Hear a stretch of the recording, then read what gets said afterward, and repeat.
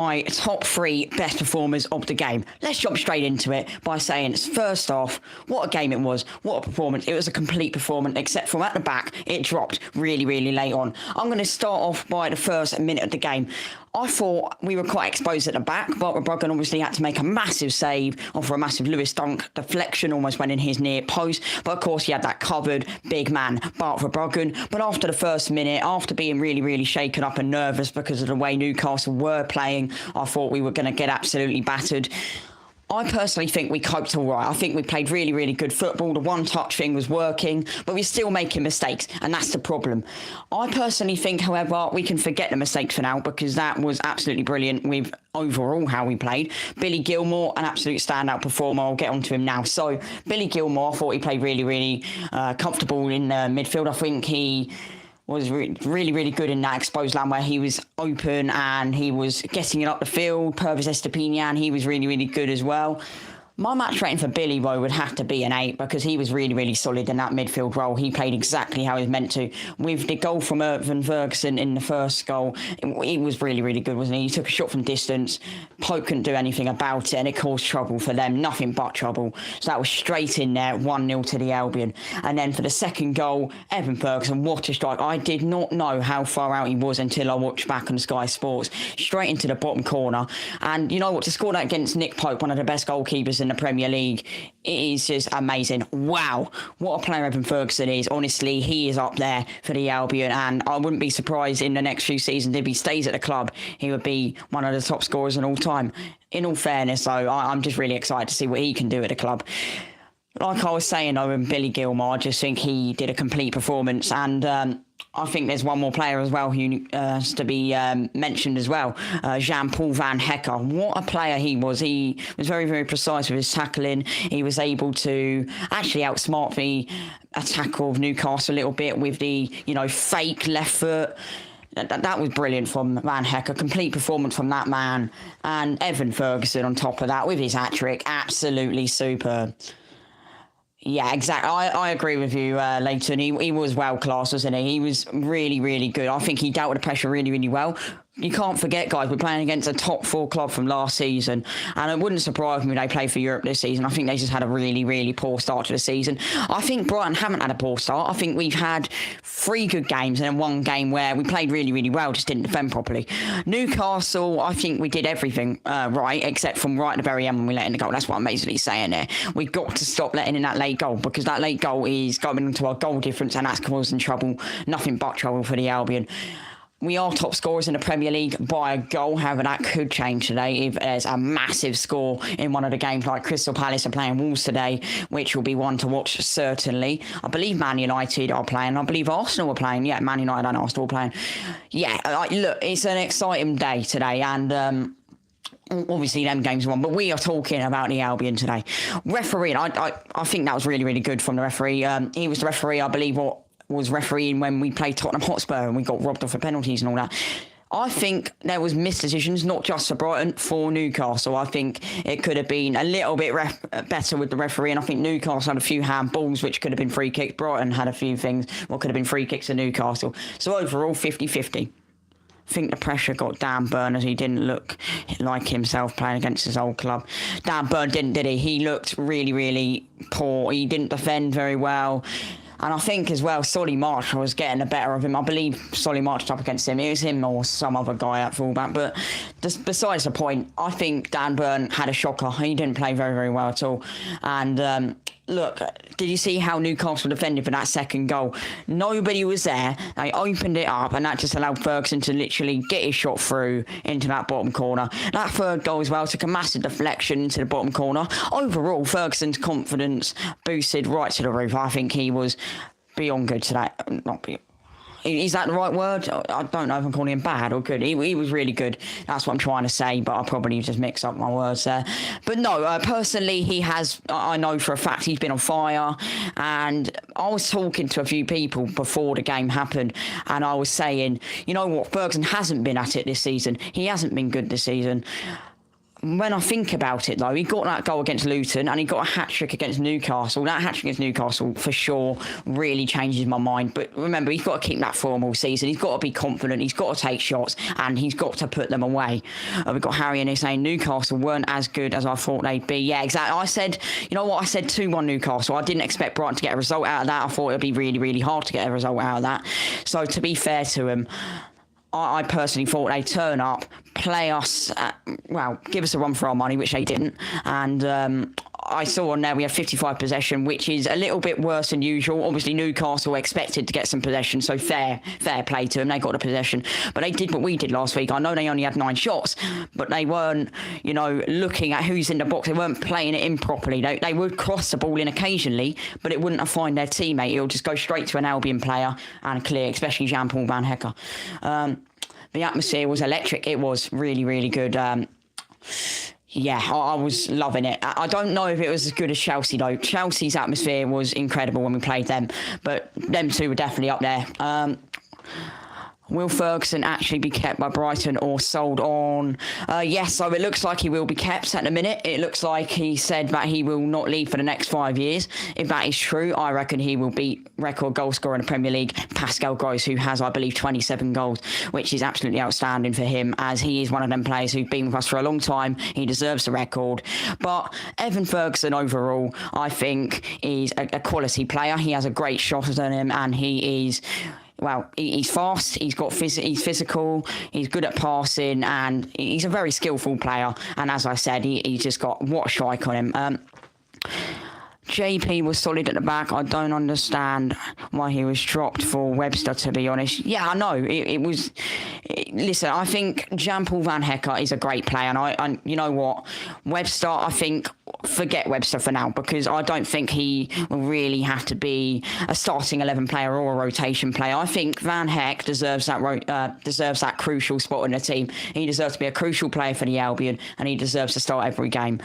The way he played against Man City, the way he played against Newcastle, and it all started really around Man City, didn't it? But the problem is, when you don't start players like Van Hecke, that's what causes you problems. That's where the holes are in the defence. I don't really care about the mistake he made at the end, because, to be fair, he could have gotten that tackle. I don't really care. I think he played really, really well that game. He was really confident as well. And as I mentioned earlier, he was using his weak foot a little bit more to find teammates, because he knew that would catch Newcastle by surprise, and doing these things where he'd take off to the left and then find his, other foot to the right, something like that. He was trying different things out and they were all working. I think he will leave for a lot of money, like Caicedo and McAllister. He will leave, definitely, at some point. I think he will have to go for a lot of money. At the age he is and how good he is, he's got to go for a lot of money. And I think I saw something about him being the next player to reach something like 100 million to go to another club. I wouldn't be surprised if that's Chelsea. But I think Ferguson's going to be the first player to actually go, you know what? I'm not going to go to Chelsea, because Caicedo's gone to Chelsea. He's not doing very well there, because the grass isn't always greener on the other side, is it? Caicedo's not doing very well, and Cucurella isn't, Sanchez isn't, and Graham Potter had an absolute nightmare. No, I personally think he'll be someone to go to a better club like Liverpool or Man City, someone who will really want him to join them instead of a team who just want to be the Brighton B side. Ferguson, yeah. Webster was at fault for West Ham's first goal and third goal, where he let Antonio spin him and finish. He was, absolutely, yeah, spot on. I think he didn't have a very good performance. I think everyone knows that. He was beyond poor at that point. I'm not a big fan of Webster. And it's not just this game either. He has genuinely gotten really poor at passing. And it's a shame, really, because you look how he played against teams like Crystal Palace. He was jumping in there, getting goal line clearances, massive blocks. Now he's terrible at passing. He makes stupid decisions, and it's causing other teams to score. I wouldn't say he's the worst player, but I certainly would not say he deserves to start over Jean-Paul Van Hecke. United probably. I don't think to be fair, they've been in contract talks with him before, I've heard, but I don't think he would go to Manchester United. I wouldn't think he'd go there. I think he'd think about it, and the thing is, Man United have a lot of defensive problems, which is something I don't think Ferguson would be very happy with. I think he would like to go to Man United if they sorted out the defence, but it's not a very good defensive squad. They're too open at the back. Also, another great thing to see, Lamptey back on the pitch. Yeah, he was phenomenal. Did you see people? He ran through up the right, and even though he didn't find a teammate, I don't think he found a teammate, he ran right up there into the corner of the box, and he did so well because he could have gone down and won a free kick, but he kept going because he thought we were going to score a goal. Fair play to him. I think he did really, really well, Taylor Lamptey, only for a few minutes on the field too. The chat has just crashed. Oh dear. Here we are.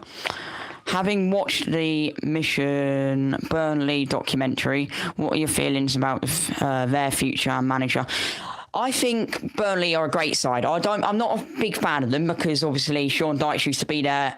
No one who I know is a fan of Sean Dyche, right? But he's gone now. That's part. Vincent Kompany is a great manager, but definitely, in my opinion, not Premier League quality. I think he's more better at the Championship level. He got Burnley out. He got them back into the Premier League. Fair play to him. I think that's just about enough for him. I think they should replace him and bring on a new manager. I think someone who is a tactical genius, someone who can, keep Burnley up from relegation. It's a big threat Burnley have by relegation because they could very easily go down this season. I predicted them not to go down because I genuinely know they can do it. But when you're losing games 5-2 to Tottenham, you know something's going wrong, right? Because you see how Tottenham play against teams like Newcastle, and obviously even Burnley beat Tottenham when they were last up in the Premier League. But besides that point, I personally think if you're losing 5-2 to Tottenham, there's something seriously wrong with your squad. I don't think Tottenham are a bad side. James Maddison especially, what a player he is. And I said this on Ralph's channel. He is a great player, and he bags goals and assists for fun at the minute. And you've just got to be really, really careful when you're playing against Tottenham. Besides the point, though, I personally think they've got to change the manager around. I think the future is bright for Burnley. I think they'll have a few more seasons up in the Premier League, and we'll see what happens there. I don't think anytime soon, however, they will ever be a European team. I think they're just going to be a mid-table sort of Premier League, trying to build on that, and then maybe in the future, which will be, quite a few more years' time, I think then they'll be up there in Europe. We've got our Tottenham back. You've got your Tottenham back. Yeah, no, Heung-min Son, what a player he is. I mean, he got a hat-trick for Tottenham against Burnley. And you know what? I will put it out there. Burnley are not easy to play against. You see how Man City played. I mean, they won 3-0. I think it's 3-0. But Burnley played really, really well against them, had a strong attack. And you know what? It's a good-looking Burnley squad. I just don't think they were up for that. I disagree. Vincent Kompany is decent and give him time and he will turn it around. Burnley fans need to trust the process. It's like when Brighton had Chris Hughton. We had fans, had similar POVs. Yeah, but the thing is, for Chris Hughton, I don't think he was good, to be fair. I think he deserved a sack, and I think it's good that we sacked him at the time because we brought in a better manager and it improved our squad. If we stayed with Chris Hughton, we could have gone down. And I see what you're coming from with Vincent Kompany. He is, like I say, he's very good at managing. I just think Championship would be easier for him to get experience down there before he goes up to the Premier League. Obviously, I know he was a big, big player for Manchester City. He's heard all these massive Pep Guardiola team talks, but he's got to really improve on his game before he goes into the Premier League. But besides, like Burnley, I think, what I'm trying to say, I think he can manage in Premier League, but he has to get a better score from Burnley because it's going to be such a challenge for him. And for his first Premier League team to manage, I just think it's going to be a hell of a struggle for him. Kompany doesn't have the experience like it yet. That's what I'm saying. Championship, I think, would be a really good experience again for Vincent Kompany. Good on him for getting promoted, though, with Burnley. But we'll see what happens with him because, obviously, I don't know how long Burnley are going to keep him in for because, obviously, they did sack Sean Dyche, but Sean Dyche was there for years. He kept him up for years and eventually he got sacked. So maybe we'll see a similar thing with Vincent Kompany. Brighton and Hove Albion, though, back onto them. I think overall... Wait, let's see this. Oh, on the new Europa League shirt that the club's dropped. Yeah, exactly. The new shirt, I really like it, actually. I forgot what it's got. I know it's white. It's got something faded into it, like a palace or something, where the Royals used to live. Yeah, I personally really, really like it. I'm a big fan of it. It's better, in my opinion, than a home and away kit because I love how we've actually gone in with a different design, faded something into the shirt. It's actually a really good looking shirt, and Brighton Pavilion, exactly. I love it, honestly. I wish I could get it. I don't know if it's still in sale, but I think I've seen somewhere where they sold out already, and if they have, then I'm not surprised. It's a lovely shirt. If I was going to rate it, I'd probably rate it a 9. Still could have been a little bit better, but I was asking for something different. We got something different, you know what I mean? And you know what? It's a white kit. I like white kits because, I'm saying that because I don't think we've ever had a white kit, or if we have, it was a long time ago. Yeah, I personally think it suits the club really, really well, though, that kit. And I can't wait to see Ansu Fati wearing that in Europa League. Out of the Giants, who is going to disappoint this season? Wow. You know what? I mean, I would usually go in and say a team like Chelsea. They're, mid-table at the minute. I still think they've got a lot to work on. The ones to probably disappoint this season, Chelsea one of them, and I'm feeling Liverpool. I know they beat Newcastle 2-1 with 10 men. I don't think they've got their complete squad yet. I personally think there's still time for them to drop form, and they've got to wait until that January, because I believe they're still missing some part of their midfield, because they were obviously trying to buy an extra midfield player. I don't think they ever got that, did they? So obviously they've got McAllister. And a fun fact about McAllister, he's playing against his brother in Champions League. He's got him in the group stage, so that's 2 games he gets against him. Chelsea, at the minute, they are shocking, beyond shocking. And I saw they almost lost to Wimbledon in the Carabao Cup, which is just absolutely outrageous. How do you almost lose to Wimbledon when you've got the reputation you have and are a team who usually go in there for Champions League, even though it looks like they're not going to do it again? And you know what? Congratulations to Nottingham Forest, because they've gone there, to be fair to them. They've beaten Chelsea and taken 3 points. Now, I personally think Forest are a great side now, very, very good side. And I personally think they've got a really bright future as well. Who do we want to buy in the next window? Oh, tough question. But I tell you what, I would like someone probably... You know what? I wouldn't mind buying someone like Kyle Walker-Peters as a right back. Pacey... he's got the skill again, the footwork from him. And you know what? He's not bad at shooting. Or, you know what? I was going to say... If he hadn't gone to West Ham, I was going to say someone like James Ward-Prowse. Even though they're both from Southampton, I personally think James Ward-Prowse would be brilliant. We haven't got good corner kick takers. We haven't got good free kicks. And I personally think someone like Ward-Prowse would be absolutely phenomenal at the Albion. But no, next window, definitely someone like Kyle Walker-Peters, because we've got to get that new right back or a left back. Chelsea have only won 6 games in 2023, and we are now in September. I know. Chelsea, again, it's just been disappointing, hasn't it? The thing is with Chelsea, they were expecting to go in Champions League. And you know what? Off-season, they were all giving it the big and all that. And they were going on and saying one season wonders for Brighton. I don't think so, because look where we are compared to Chelsea. Chelsea had dropped down. I believe they've only won 1 game. I believe they've won 1 game, drawn 1, and lost twice. And the only game they've won is to Luton. 3-0, I believe that was. Yeah, I mean, look at it this way. Chelsea are a great side when it comes to finally making them right decisions. Raheem Sterling, what a signing he was back in. Well, you would expect him to be a big signing. Recently, he's only just gotten better into the game, but overall, he isn't really the greatest. He hasn't got the stats at Chelsea yet, what you would have expected him to have, especially after coming from Manchester City. It's a little bit strange, that. Yeah, that's literally all I can really say on Chelsea. It's a poor football club at the minute, really poorly run. Because the reason I say poorly run, even though they're spending $1 billion in a window, he obviously wants to change the club. He's just bringing in random people into his club for a lot of money, and I just think that's completely wrong of Ted Bowley. And it's only going to make things worse. If you're going to get that many players, how are you going to choose who's going to play? And there's going to be players who will want to leave the club because they're not getting the game time. I don't see the point of getting James Ward-Prowse as if we are getting players like Ansu Fati. Our ambitions are clearly bigger, and getting players like Ward-Prowse, we can attract bigger players. Yeah, I mean, the reason I say Ward-Prowse is because I think we've got to get someone who's good at free kicks, good at corners, and, you know, we can get a lot more set-piece goals. We don't score set pieces, and that's our problem at the minute. We're good at goal scoring, understandable. We are absolutely phenomenal at that in a minute. Top scorers in the Premier League, 12 goals. You know what? I think Albion fans should all take that. But I do think we have a missing part of this squad, which is something like good set-piece player. Or I think actually we might have to get a new set-piece coach. Because I personally think without the set pieces, we're going to struggle some games. Because when we're playing against sides like when we were playing West Ham, we weren't shooting right, we were getting set pieces still. We weren't putting the set pieces away. I personally think we've got to get someone like Ward-Prowse into the squad. He's really good at free kicks, really good at corners, and he'll get a lot of assists. And you see how well he's doing at West Ham. But obviously, we're not going to get him because he's at West Ham at the minute. So, and I think the limit is you've got to stay at a club for 6 months, I believe.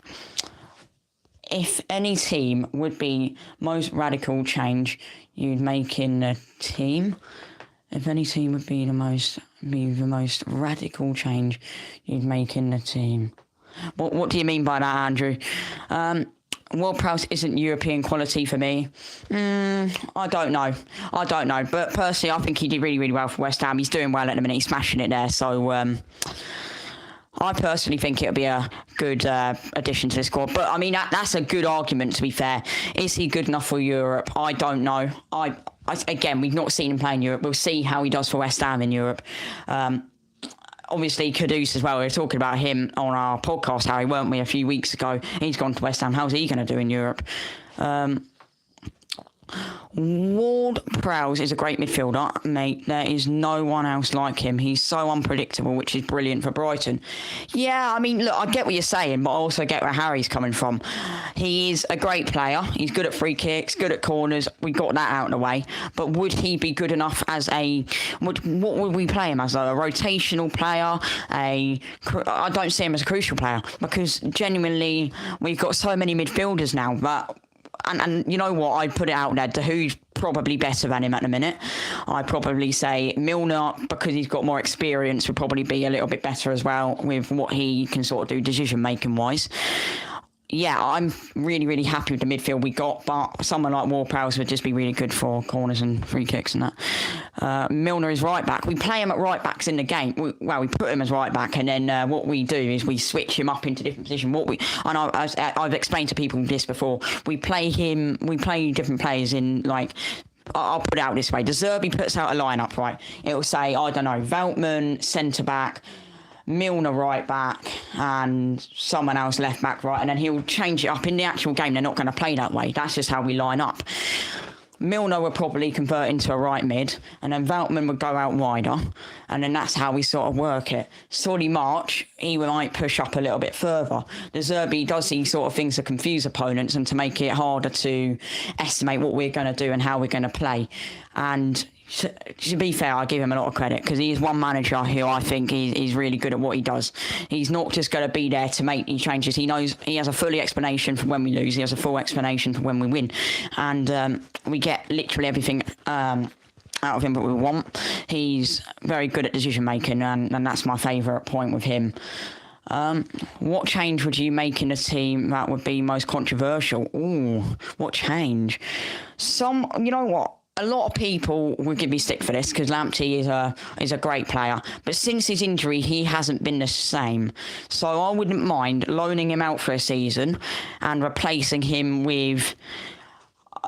I think he plays on the right, so another right back who will be there for a backup for Veltman because I believe he's gotten injured before. A backup for Veltman and loan Lamptey out, get him game time at another club and then bring him back in. I think he's a great player, but he's got to get back into the form he was in. Obviously, yesterday we saw he was outrageously good, and yeah, I really enjoyed what I saw from him. So hopefully you see a little bit more from him, in the next few weeks. But if he doesn't, then we've got to loan him out maybe in January and see what we can do for him there. And if they get the buy option, you know what, take it. Because I personally think Veltman all day long over Tariq Lamptey. Lamptey pacey, but I personally think as well he gets knocked over too much, doesn't he? Every time he gets tackled, he goes flying, except for yesterday. So that's another thing. But no, I personally think he just has to get game time at another club right now. No. That Dahoud has, I'm really happy with that. He's such a slick player and he reminds me a lot of Pascal Gross as a chemistry those two Germans have. He's brilliant. He's really good, actually really good, Mahmoud Dahoud. And you know what, I think he's the one actually who played it out wide to Mitoma, played it into the box, and that's what created the goal for Luton Town. Fair play for Dahoud. He's a great player, and I think he's only going to shine at the Albion, isn't he? And he's only going to get better. And I think he's 27 years old now, and he'll have a few years at Brighton for sure, because he isn't that younger sort of player like Caicedo is, who will get bought to a side like Chelsea. I think they're going to more go for the Albion players like Ferguson's sort of age. I personally think, however, Mahmoud Dahoud will be a really, really good player in an Albion shirt. We've seen it from him already, and he's just going to improve, isn't he? Because De Zerbi, he improves players. Ansu Fati, can you imagine how good he's going to be under De Zerbi? It says a lot, doesn't it? All right, okay. Lockdown Tarek Lamptey was prime Tarek Lamptey. Yeah, he was really good, wasn't he? And to be fair, I don't think anyone could have given him any stick for what happened. He got injured and he came back, and he just hasn't been the same since, in my opinion. I think he can definitely go back into his full potential, and I think he will definitely get there at some stage, whether he's at Brighton or another club. But we've just got to see him make the sort of decisions he was making. You know, he's got to take on players again. Did you see how he played against Jack Grealish when he played against Man City? I know we lost that game 4-1, but you've got to remember how good he played there, and you can't forget on how much of a great player he was for the Albion when he was at his prime, and a few years ago as well.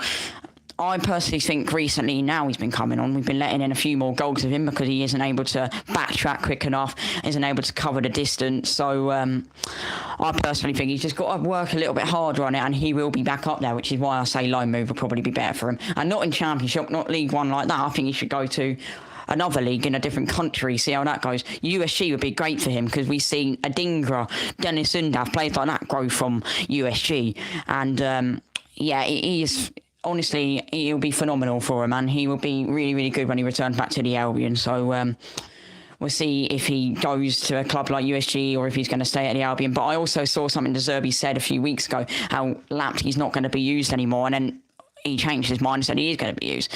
So that might be improvement from Lamptey, I don't know. But I think I wouldn't want to see him start over Veltman yet, but I would say if Veltman's going to be a centre-back, then allow Lamptey on the right, because Veltman is just, he's always making the Albion fans happy. He's so good.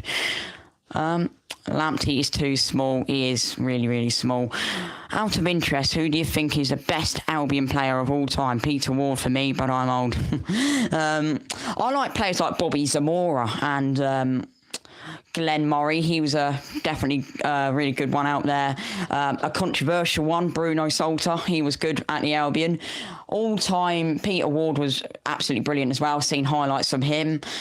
My favourite of all time, however, would be probably someone like Glenn Murray, someone who I've actually seen through these years. I think Stevie Sidwell's up there too. That halfway line goal he scored was brilliant as well. But Stevie Sidwell, Glenn Murray, Peter Ward, them sort of players definitely up there. So,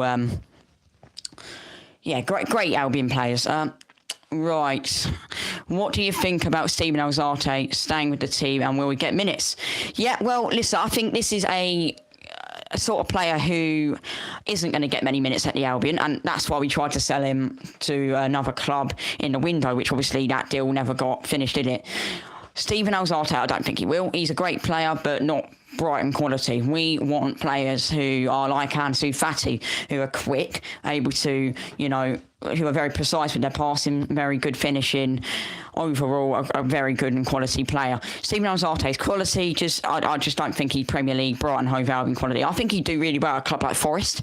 Forest are a great side at the minute. They want something to work on, so Steven Alzate would do good for a club like them. Burnley, I think he'd do well at a smaller Premier League side, because at the minute we're trying to play for Europe. He definitely isn't Europe, because if Ward-Prowse isn't European quality, I wouldn't say Alzate is at all, because I liked the way he was playing at the end of his Albion career before the loan happened. I think I liked how he was playing, but it's different now, isn't it? We've got so many players, and he's just not going to get minutes over Milner, Dahoud and that lot. Right.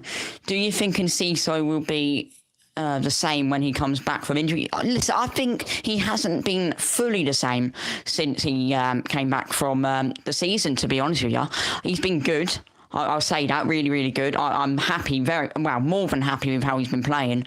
But I still think maybe back then he had more confidence and, he was more ready because he'd already played more Premier League games and all that. He's got to get back into the habit of playing Premier League games and, having that ambition and having the confidence to have a strike from outside the box. And he's you know what, he's gone back to his side where he isn't as powerful at shooting, because I remember back when he first joined, he was good, just the power on his shooting wasn't very strong at all.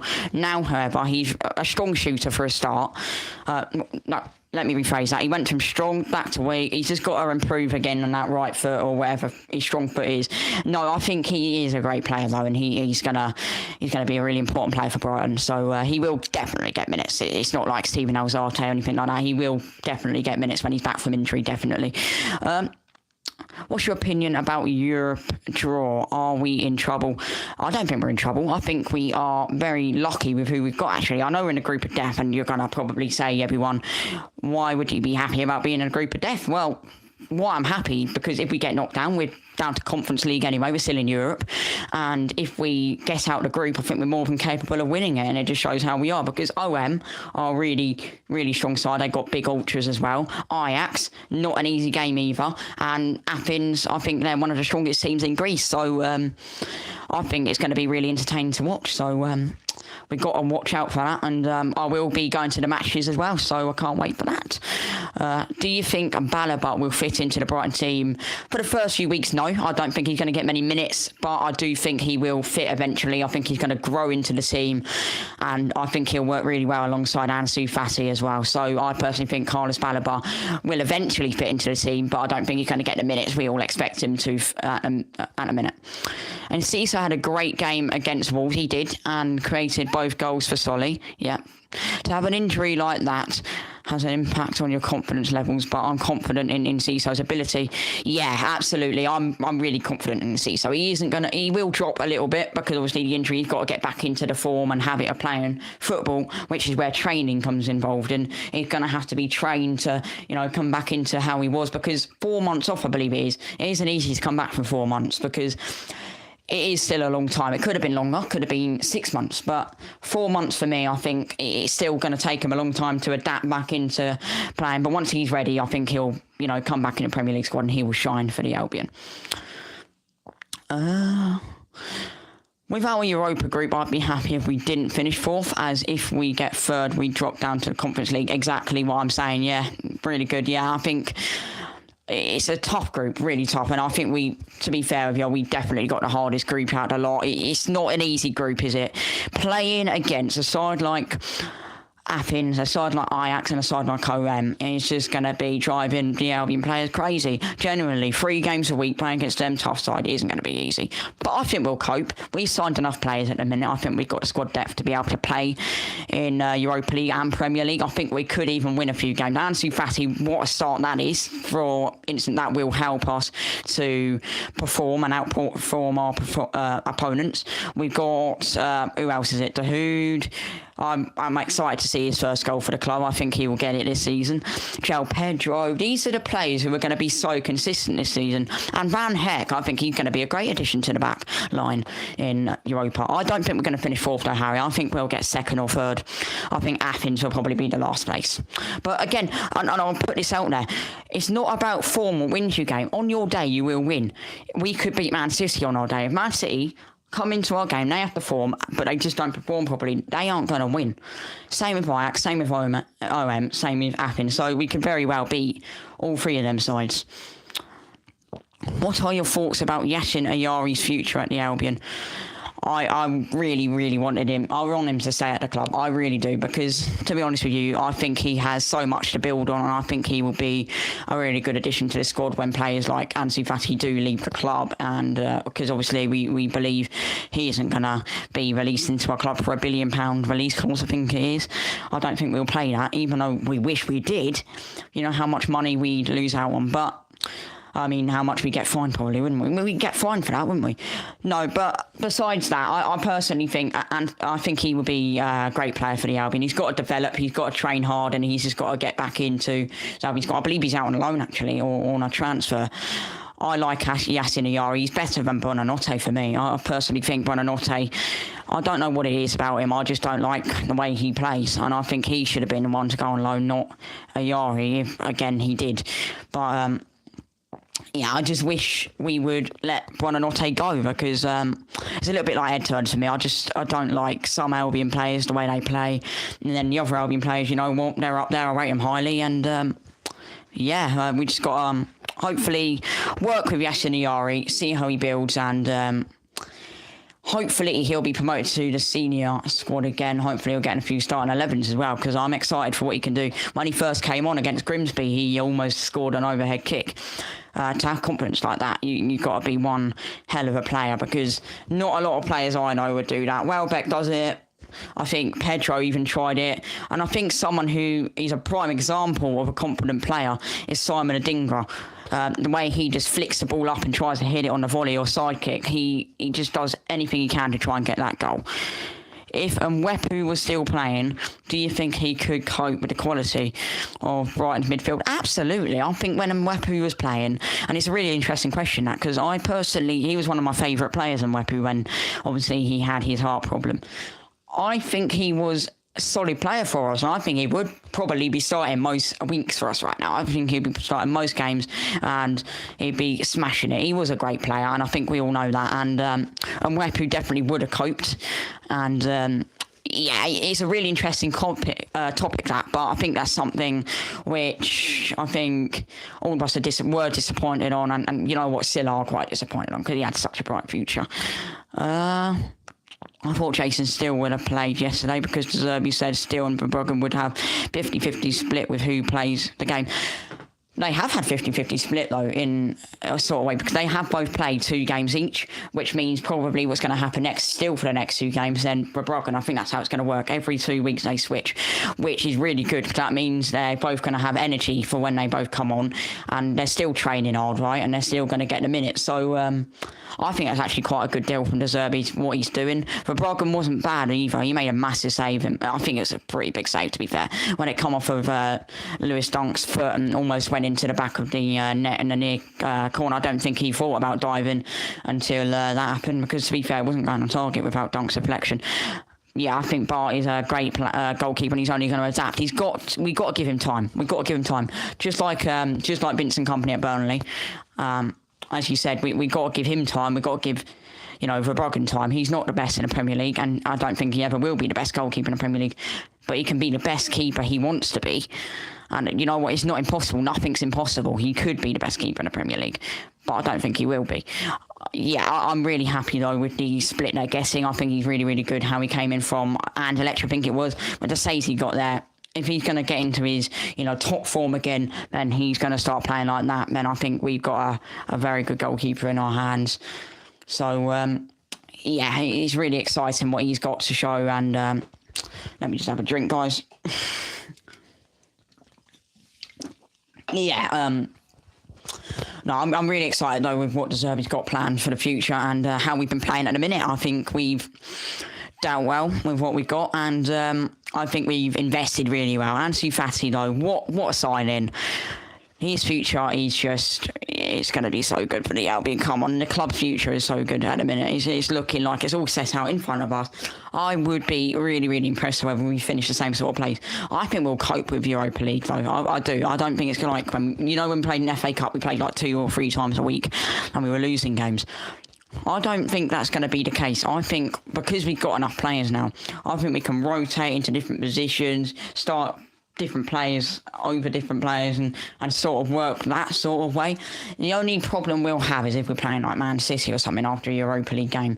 And I'm not sure if everyone here is aware, but our next home game is in the Europa League against OM. And the next Premier League game's away at Man United. That's where we see Ansu Fati come involved with the club. That's not next week, that's the week after. What's the match you fear the most? Man City 100%. Thing is, they're an oil money club, and they can sign players really easily, like Erling Haaland, and obviously they've got Phil Foden, and they've got Kevin De Bruyne. All 3 of them top talents, and their keeper's not bad either, Edison. That's definitely a team I fear the most, and they can bounce back from anything. As you saw, they went 2-0 down to Palace something last season, and they came back and scored like 3 or 4 goals. So it just goes to show they can bounce back. I don't think it'll be as easy if they played Brighton, because we don't usually give them an easy game. It's just the fact they can just go through our defence like anything. That's before Jean-Paul Van Hecker was starting, right? So I don't know how they're going to cope against Van Hecker. That's something what gives me a good feeling about that, because obviously they didn't play very well against us last time. And Jean-Paul Van Hecker was one of the reasons we actually drew with Man City. But, Man City are a great side. Is Foden the best in the league? Not Foden. I wouldn't say Foden's the best in the league. I think he's a great player. I think the best in the league as an all-round sort of thing, so like good shooting, good passing, all that. One of the best, I would say, is Bukayo Saka. The reason I'm not saying someone like Haaland is because, to be fair with him, he just does something a striker does, right? He plays the ball in the box, he scores goals. Simple, right? That's how strikers work. With Saka, he plays in the right. He's really good with his dribbling, got great footwork, and he knows how to finish. And great at passing as well. And he's a very smart player. He knows what he's doing, and he's always had his best at the minute. And I personally think with him, he is just going to continue the way he's going, and continue to grow into a big player. Let me just check the time, guys, because I'm going to maybe do the Man United game today. You know what? I'm going to ask you guys a question now. Would you like to see a match watch-along for Manchester United versus Arsenal? Because I think that's going to be a great game. Or Arsenal versus Man United. That's at the Emirates, isn't it? So, would you guys like to see a match reaction to that? Because I will probably end up doing that. Because not match reaction, watch along. That's what it is, watch along. Where I basically commentate over the game, and you guys watch along with me, and we have a nice little chat in the comments, and that's how we do it. Would you guys like to see Arsenal versus Man United watch along? Because I personally think that'd be a really great thing for us to watch together and enjoy the game, because that's going to be hopefully a really enjoyable game. Man United as well, we get to see how they are, because they're our next opponent, aren't they? So.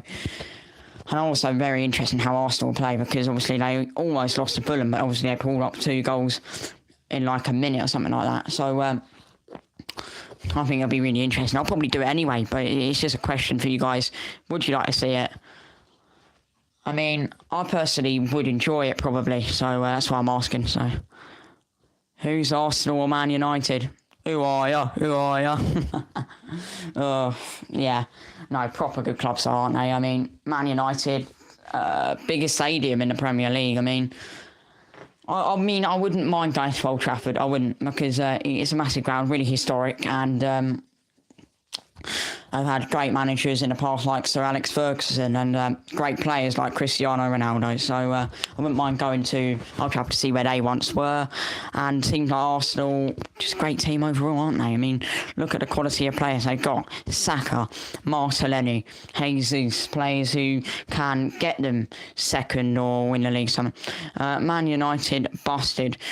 I don't think Man United are going to play very well against Arsenal, to be fair. That's why I said on Ralph's channel, Arsenal will probably end up beating them like 1-0. So I'm off to Old Trafford after the international break, and hopefully to Man City too. Yeah, well, listen, I think if you're going to be doing that, mate, that is your, what's it called? What's the word? A very, I'm trying to think of the word. What is it? Very committed Albion fan, because a 4 or 5 hour drive up there isn't easy, and if we're going to lose to a side like Man City and someone's going to go up there, you're a very dedicated Brighton fan, so I'll put that out there. Anyone who's going to watch an away day at someone like Man City, Liverpool, Man United, very dedicated set of fans. I wish I could go, but I don't think I'd sit still for 4 hours in a car, so and that's something I probably wouldn't be very good at, so very dedicated lot. Although, to be fair, when I'm going to some away days, I usually go to my dad's garage and sit in one room for about 6 hours. I'm sure I probably could do it. I'm probably get a stopover too. No, but I almost went to Man City away last season, and I would have been happy with the way we played. It's just I wouldn't be very happy with the officiating, how Haaland two-handedly pushed Adam Webster over. That should have been a foul. The penalty, I don't think was a penalty. Yeah, I think that should have been a 1-1 draw. So I don't think Haaland should have had his goal, and I don't think that penalty should have been given that game. I still remember that clear as day. Very good to hear though, Harry. I hope you enjoyed the game at Old Trafford. It's going to be it's going to be tough. I think Man United very much could be us, even though the last 3 times in the Premier League we played, we have won it. It's just the cup they've beaten us in, but we always panic in the cup, don't we? We don't take our chances. But I wonder how we do if we were in this case. right now in the FA Cup semi-final with Ansu Fati, with players like Pedro, with players like Mahmoud Dahoud, how would we cope? That's what I'm wondering. Newcastle at home, you can sleep on my floor. Newcastle at home was a great game, to be fair.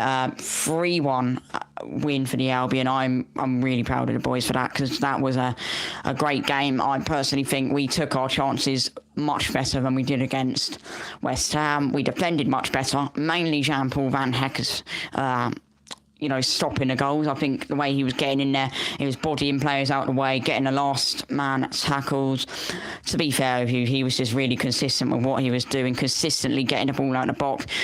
It's just unfortunate that we keep letting goals in so late, and it's just an Albion thing to do, isn't it? We let in late goals, and so be it. We still won the game, didn't we?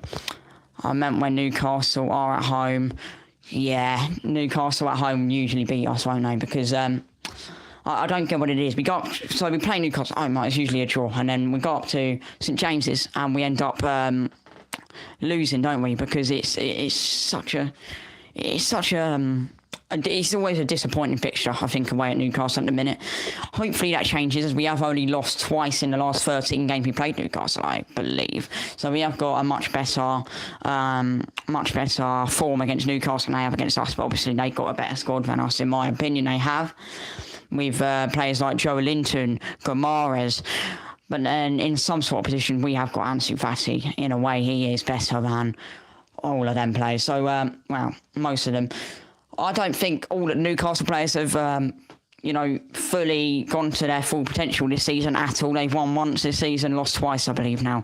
So if this is going to become a habit for Newcastle, are they going to finish in top four? Absolutely not.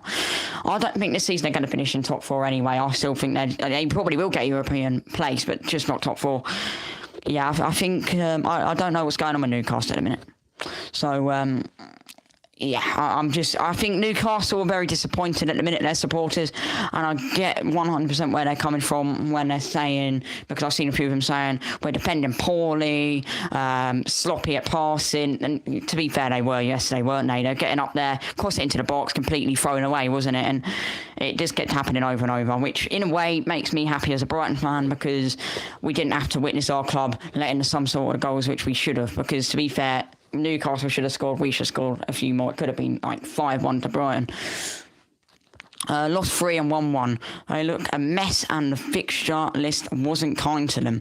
Yeah, and you know what? They should have beaten Liverpool, though, shouldn't they? 10-man Liverpool, and Newcastle failed against them. They failed against us. And you know what? I know. Let me see who they've got next. Echo. Who have Newcastle got next in the Premier League? Newcastle United and Brentford will face at St James's Sunday the 17th. Echo. Stop. My echo is hard of hearing. But honestly, Brentford will be another tough test for them, but I think they will get it over the line now. They got to win. They got to bounce back. And we bounced back. Newcastle didn't, and it's going to be a problem for them if they don't bounce back, because Brentford are a tough side as well. But it's just a side Newcastle should beat overall, isn't it? Because Brentford don't have Ivan Toney, but even though they've got the likes of Mbuemo, they've got the likes of, I forgot his name, Pinnock and players like that. That's going to be the test Newcastle got to get past. And you know what? They've got Strakosha in goal now. No more David Raya. They're going to have a problem, Brentford, if they aren't careful against Newcastle. But Newcastle weren't taking their chances, like I say, because they weren't shooting on target. They were so wasteful with their chances, and it was beyond poor for them. I think we've basically covered that game now. So, people, what I'm going to do is going to end it today. Appreciate you all coming along. I might do the Man United Arsenal later. So, if we can get into that stream, we can watch it all together and enjoy a little chat on there. I might try and stream, see how it goes. And if there's nobody in the comment section, I might just end that. But, I appreciate everyone coming along, asking the questions. And, I'll see you all in the next one, 48-minute stream, because this one was actually an entertaining one, because we got people join us. Were they? So, look, I appreciate everyone coming on, though. And, see you all in the next one, which will probably be later on. Goodbye.